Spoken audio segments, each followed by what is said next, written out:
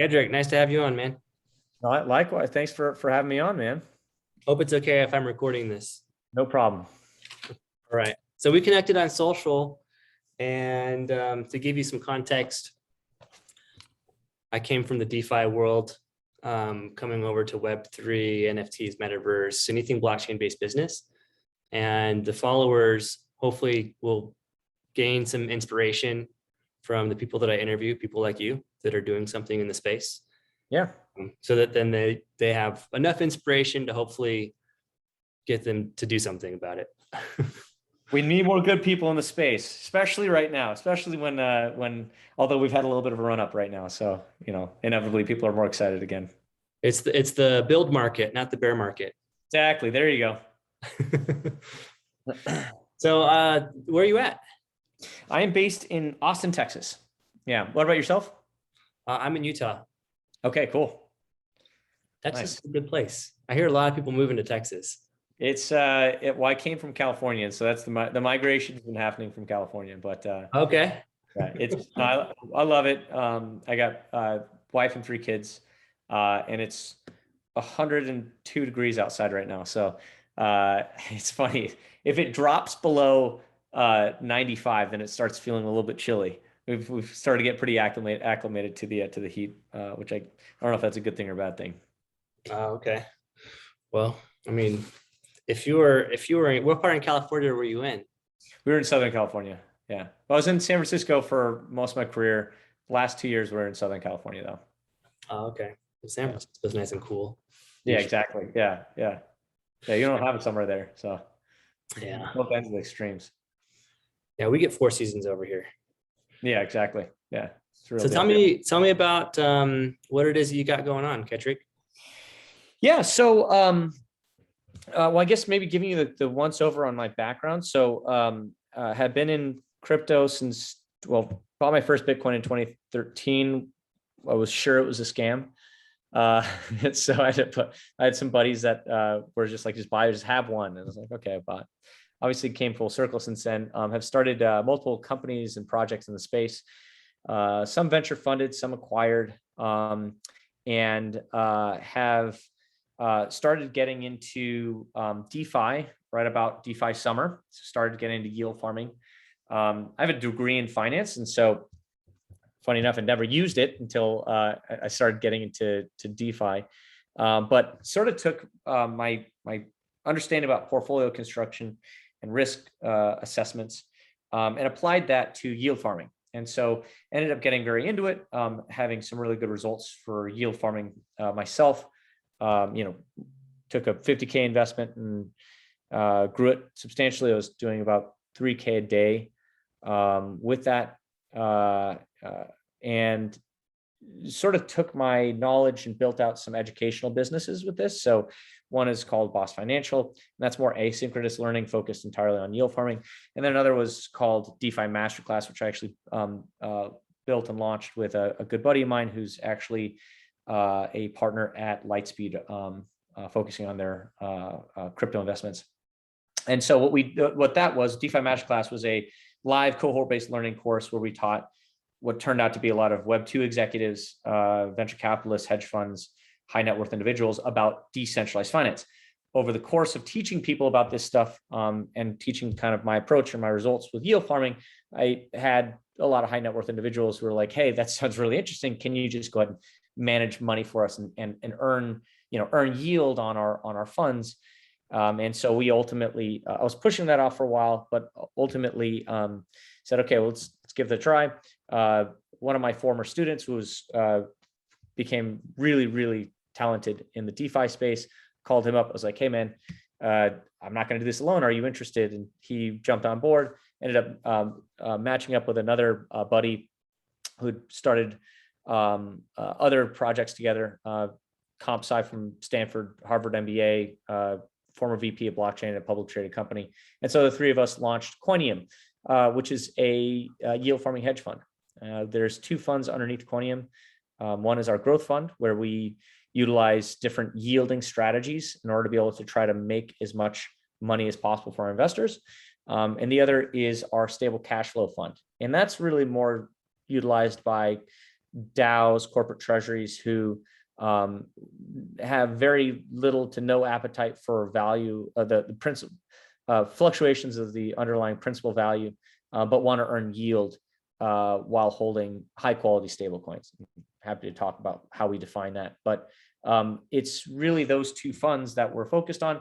Obviously, given that we're in a bear market, and we think this is not going to last forever, we're actively and aggressively growing our AUM for our growth fund. The stablecoin fund is really, it's doing well. It's growing its own volition, but we think that there's a very time sensitive opportunity to start deploying assets against our strategy in the growth fund.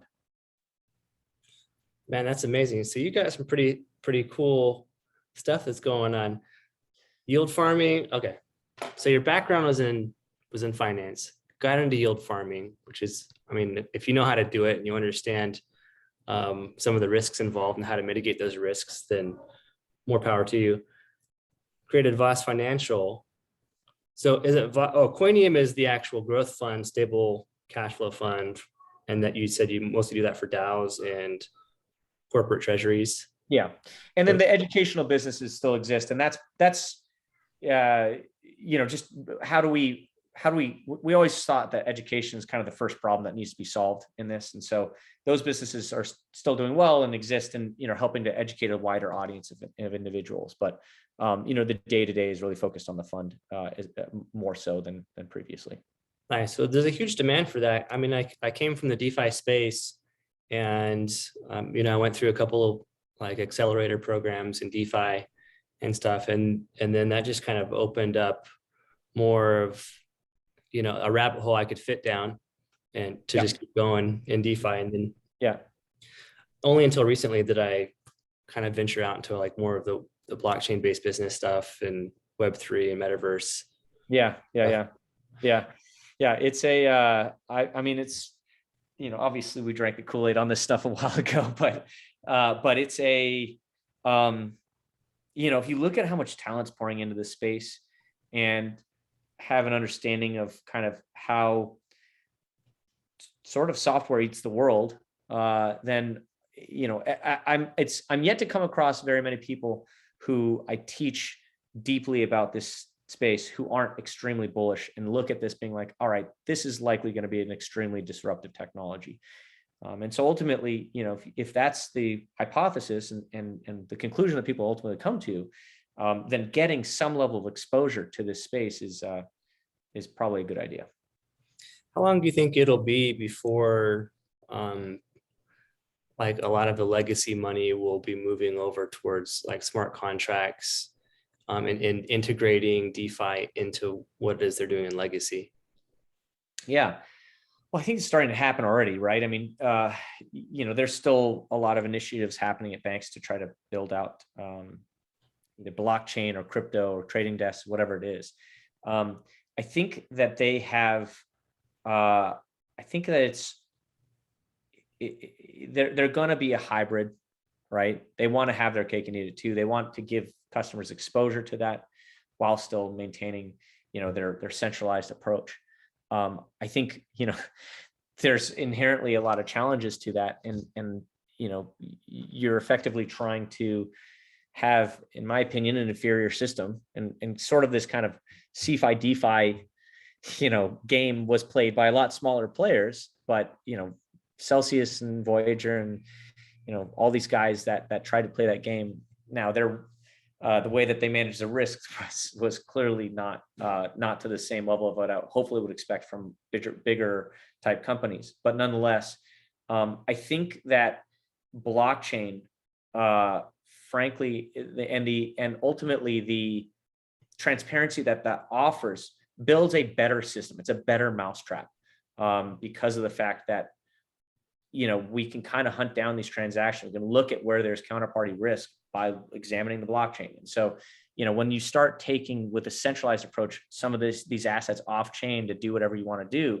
I think that it ultimately it puts you at a business disadvantage in the long term. So not to ramble too much here, but that's sort of my high level of like, hey, where do I think this is going?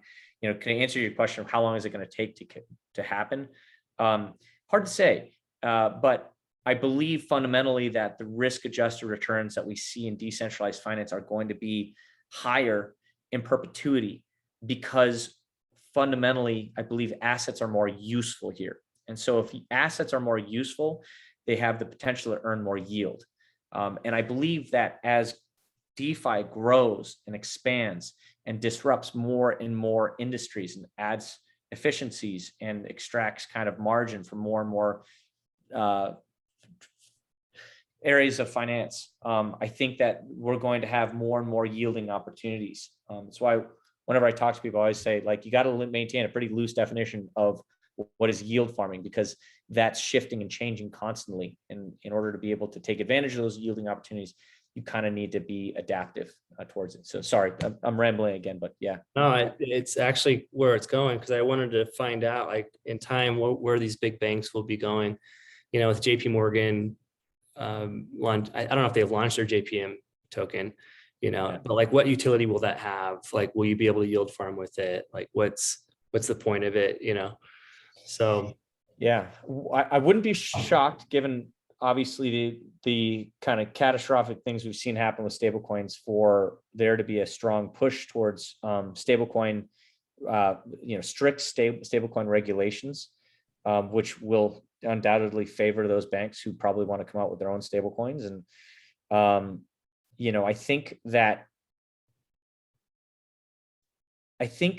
they're just not really well positioned to fully take advantage of everything that's going on. It doesn't mean that they're not going to potentially be successful in the space, but what's really interesting is the composability of decentralized finance. The fact that people are building on top of people leads to this kind of exponential growth curve in terms of product innovation, and not dissimilar to kind of what we see with compound interest. And ultimately, what that does is it provides a system. We're building a system that allows for more capital efficiency, a more effective way to allocate capital, and ultimately making assets more useful. And so that's where, if you kind of have your foot in one world while you got the foot in the other world, like, are you going to fully be able to take advantage of it? I don't know, potentially, but I think you're always going to be a step behind. I don't know that you're ever going to truly be able to embrace what's happening right now from a composability perspective, but that's a really, really, really big deal. And I don't think we fully get, even the people that are kind of bullish on the space don't fully appreciate and get how big of a deal it is that, you have these decentralized protocols that can be built on top of. I mean, it's leading to breakneck innovation where it's like, I do this full time and I can't even keep up with everything that's happening. And so it's pretty wild stuff.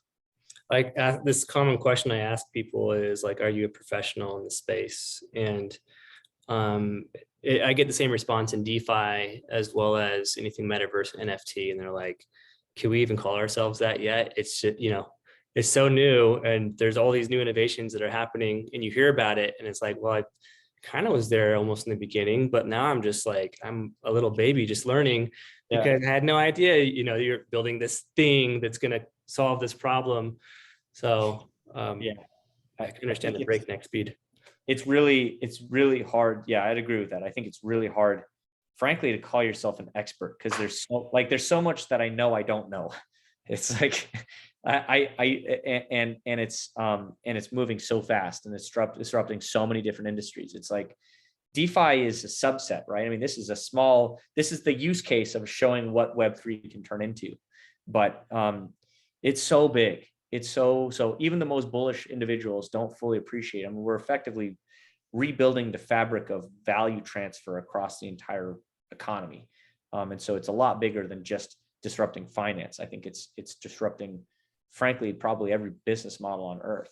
And that's a crazy thing to say. I realize that, but I just, I see, I look at what people are building and how fast they're building, and it's like, where does it stop? When does this stop?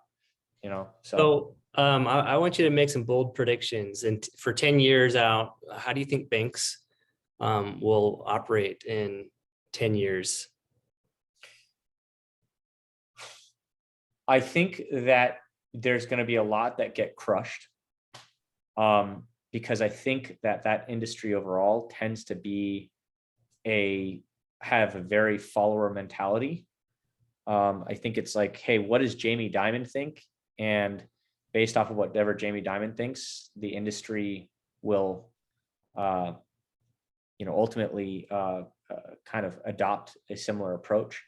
I think that their defensibility is predicated on regulatory restrictions. And I think that that will probably start to lessen over time.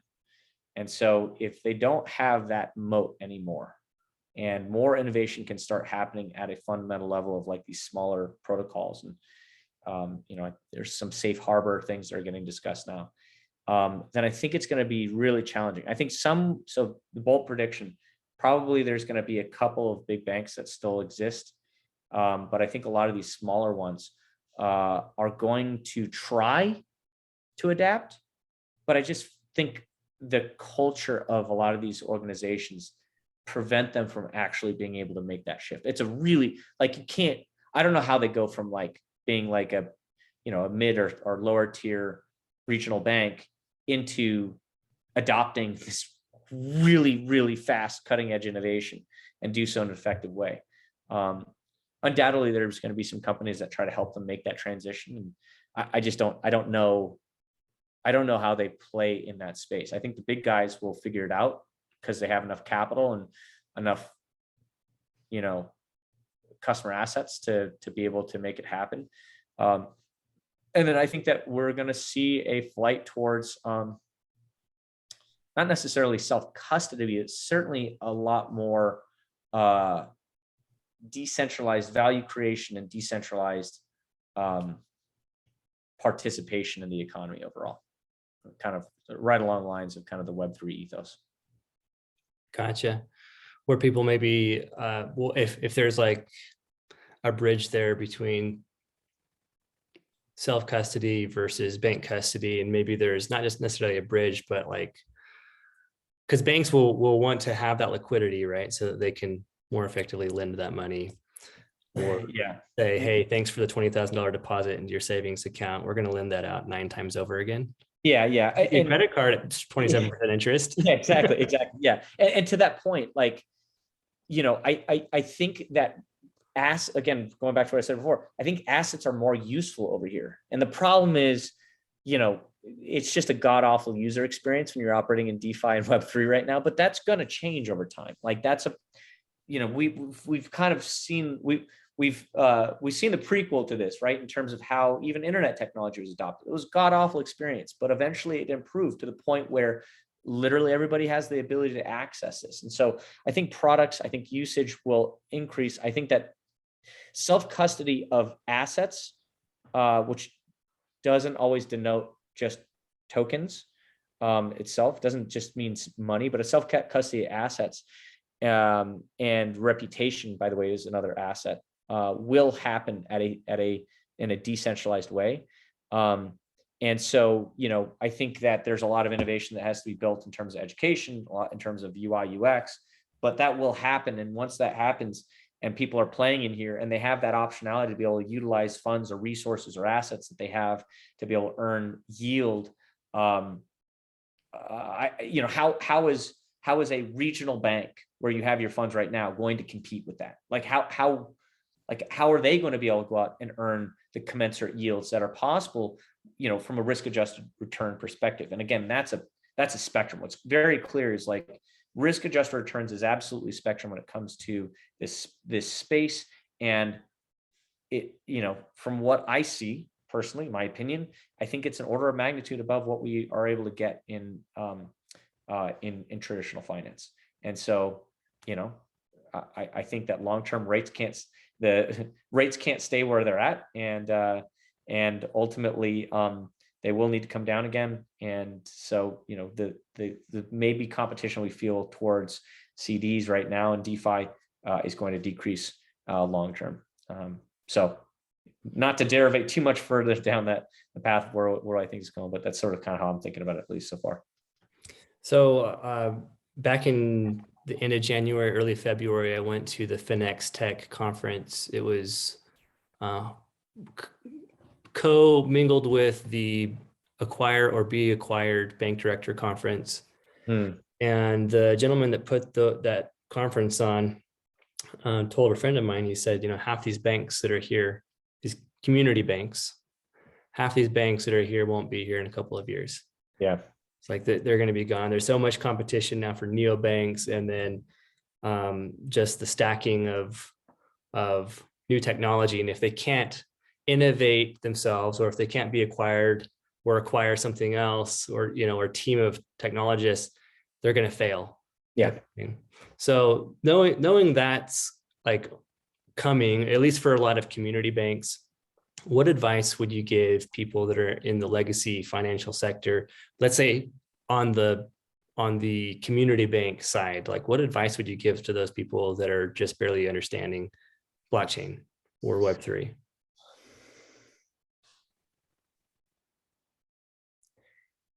I think that if you want to make that transition, Frank, like just honestly, I'd either sell the business, or if you want to make that transition, it's a cultural shift fundamentally that has to happen.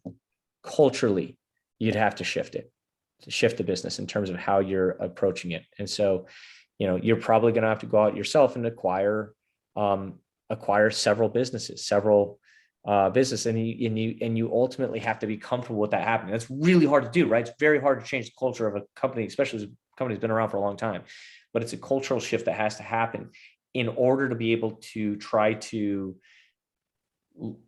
transition your existing assets into assets that have the potential to capitalize on all the innovation happening. And that's not trivial by any means. And so, if you want to go down that path, then I think that's what you ultimately need to be prepared to do, is thinking about this. And that's going to be, it'll be very painful for a lot of individuals. Let's say you're talking to a CEO or owner of a regional bank. There's frankly probably people on the team that are not going to be able to be on the team to be able to make that shift realistically happen. And so it's a wildly disruptive approach that would need to happen in order for you to actually make that transition. It's not let's test this out, let me put one foot in here. I think you're gonna get killed doing that. You're probably better off selling the business. So, just to kind of shoot straight on that one, that's how I would look at it and see it. Awesome. Well, I really appreciate you coming on. You've got so much knowledge. I'd love to be able to chat with you again in the future. Happy to. Yeah. Open to coming on. Yeah, definitely. No problem. All right. Well, let's chat again. Kedric, Kedric. Carr. All right. That's it. Yeah. Good chatting with you, man. Cheers.